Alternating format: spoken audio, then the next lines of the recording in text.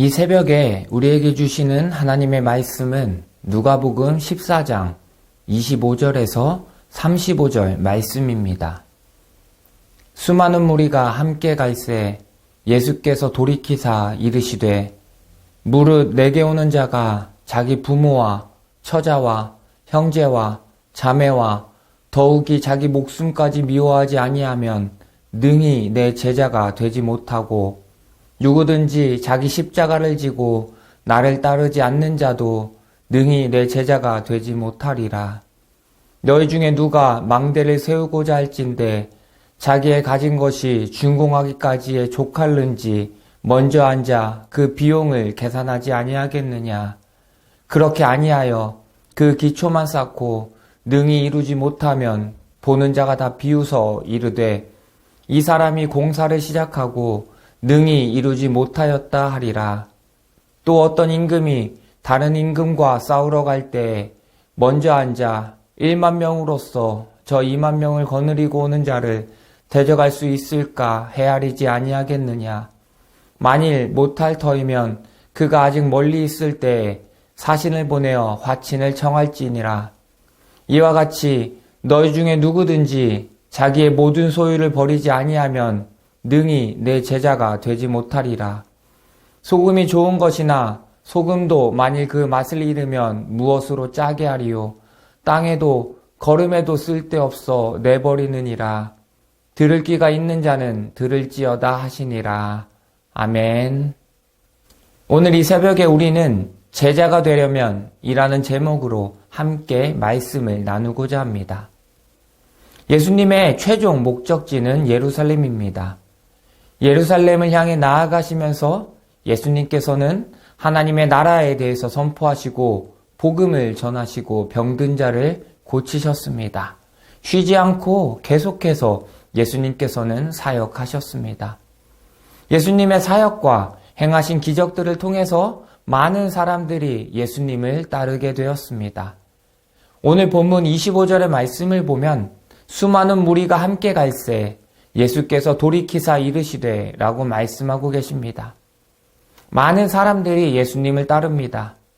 예수님이 행하신 기적을 보고 예수님이 선포하신 복음을 듣고 수많은 사람들이 예수님을 따르게 되었습니다. 그런데 그 중에는 진정으로 예수님이 누구인지 알고 따르는 사람이 있는가 하면 예수님이 누구신지 제대로 알지 못하고 그냥 유명한 사람으로만 생각하고 따르는 사람들이 있었습니다. 예수님을 따른다는 것의 진정한 의미가 무엇인지 모른 채 예수님을 쫓아가며 예수님과 함께하는 사람들이 있었던 것입니다. 그런 무리들을 향해서 오늘 예수님께서는 진정한 제자가 되기 위한 제자도에 대해서 말씀하고 계십니다. 어떻게 하면 진정한 제자로 예수님을 따를 수 있을지에 대해서 말씀하고 계신 것입니다. 제자의 길을 간다는 것은, 제자의 삶을 산다는 것은 말로만 행하는 삶이 아닙니다. 말로만 예수님을 따르는 삶이 아니라 행동으로 보여줘야 하는 것입니다. 행동으로 실천함으로 진정한 제자의 삶을 보여줘야 하는 것입니다. 오늘 본문에서는 예수님께서 제자가 되기 위해 버려야 할 것들을 3가지 말씀해 주고 계십니다. 예수님의 제자가 되기 위해 버려야 할 것 첫 번째는 나의 가족을 버려야 합니다. 본문 26절의 말씀을 보면 무릇 내게 오는 자가 자기 부모와 처자와 형제와 자매와 더욱이 자기 목숨까지 미워하지 아니하면 능히 내 제자가 되지 못하고 라고 말씀하고 있습니다. 본문에서는 부모와 아내와 자식, 형제 자매, 더 나아가 자신까지도 미워하고 버려야 한다고 이야기하고 있습니다. 예수님의 제자로 살기 위해서는 가족보다 예수님을 우선시하는 삶을 살아야 합니다. 예수님을 따른다고 하면서 가족의 일을 먼저 생각하고 형제나 자매의 일로 염려하고 걱정하면서 예수님을 따르는 것을 소홀히 해서는 안 되는 것입니다. 예수님을 따르기로 결정했다면, 예수님의 제자가 되기로 결정했다면 뒤돌아보지 않고 오직 예수님만을 바라보며 나아가야 합니다. 예수님께서 가시는 길만 바라보며 함께 예수님과 동행하는 삶을 살아가야 하는 것입니다. 그것이 제자가 되기 위한 첫 번째 조건입니다. 예수님의 제자가 되기 위해 버려야 할 것 두 번째는 나를 버려야 합니다.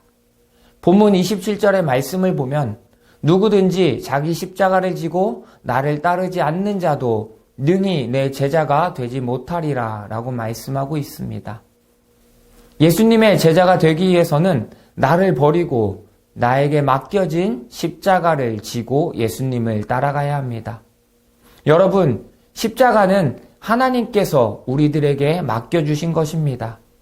하나님의 나라를 위해 우리들 각자에게 맡겨주신 것입니다. 내가 그 십자가를 지고 가기 위해서는 철저히 나를 버려야 하는 것입니다. 내가 옳다고 생각하는 것, 내가 진리라고 생각하고 있는 것들을 모두 버려야 합니다. 그리고 온전히 나에게 맡겨진 십자가를 지고 나아가야 합니다. 각자에게 맡겨진 십자가가 다릅니다. 각자가 지고 있는 십자가의 무게가 다르고 십자가의 종류가 다릅니다. 하지만 우리는 모두가 동일하게 하나님께서 맡겨주신 십자가를 지고 갑니다. 그 십자가를 온전히 지고 나아갈 때 우리는 예수님의 제자가 될 수 있는 것입니다. 예수님의 제자가 되기 위해 버려야 할 것 세 번째는 모든 소유를 버려야 합니다.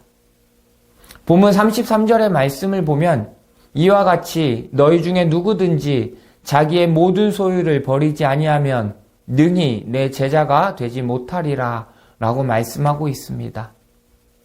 하나님께서는 모든 소유를 버리라고 말씀하고 계십니다. 가족을 버리고 자기 자신을 버리고 더 나아가 자신의 모든 소유를 버려야 합니다. 내가 가진 물질, 내가 중요하다고 생각하는 모든 것들을 버려야 하는 것입니다. 하나님보다 예수님보다 더 사랑하는 것이 있다면, 더 귀하게 여기는 것이 있다면 버려야 합니다. 다 내려놓고 온전히 예수님만을 사랑함으로 나아가야 합니다. 모든 것을 내려놓고 비울 때 우리는 예수님의 참된 제자가 될 수 있습니다. 예수님의 제자가 된다는 것은 나를 버리고 가족을 버리고 나의 모든 소유를 버려야 하는 것입니다. 내가 가진 모든 것을 버리고 철저히 예수님을 따르는 것입니다. 그 길은 막연한 환상을 가지고 나아가는 길이 아닙니다. 아무런 준비 없이 따라갈 수 있는 길이 아닙니다. 나의 마음을 결단하고 또 결단해야 합니다. 철저히 준비함으로 나아가야 합니다. 그렇게 나아갈 때 우리는 예수님의 제자가 될 수 있습니다. 이 땅에서 온전한 예수님의 제자로 살아갈 수 있습니다.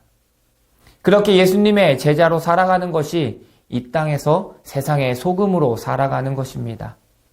여러분, 소금에는 여러 가지 많은 기능들이 있습니다. 그 중에서 가장 큰 기능은 짠맛을 내는 것입니다. 소금을 넣었는데 짠맛이 나지 않는다면 그것은 소금이 아닙니다. 우리가 소금으로서 짠맛을 낸다는 것은 그것은 예수님을 나타내는 삶을 살아야 한다는 것입니다. 우리를 통해서 예수님을 맛보고 느낄 수 있도록 해야 하는 것입니다. 나의 삶을 통해 예수님께서 나타나고 나의 입술을 통해 고백되어지는 모든 것들을 통해서 하나님을 맛볼 수 있어야 하는 것입니다. 또한 소금은 부패를 방지합니다. 소금을 넣어서 음식이 썩지 않도록 만들어줍니다. 우리가 이 썩어져가는 세상 속에서 소금의 역할을 감당할 때 우리는 세상을 변화시킬 수 있습니다. 이 세상이 썩지 않고 온전한 하나님의 나라로 살아갈 수 있도록 만들어주는 것입니다. 그리고 또한 소금은 정결하게 해줍니다.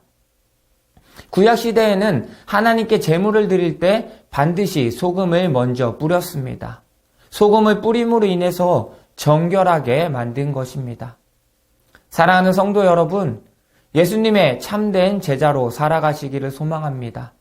나를 버리고 가족을 버리고 나의 소유를 버리고 온전히 예수님만을 따라 살아가시길 소망합니다. 예수님께서 걸어가신 그 길을 온전히 따라가십시오. 그렇게 제자로 살아갈 때 우리는 세상 속에서 소금의 역할을 감당하며 살아가게 될 것입니다.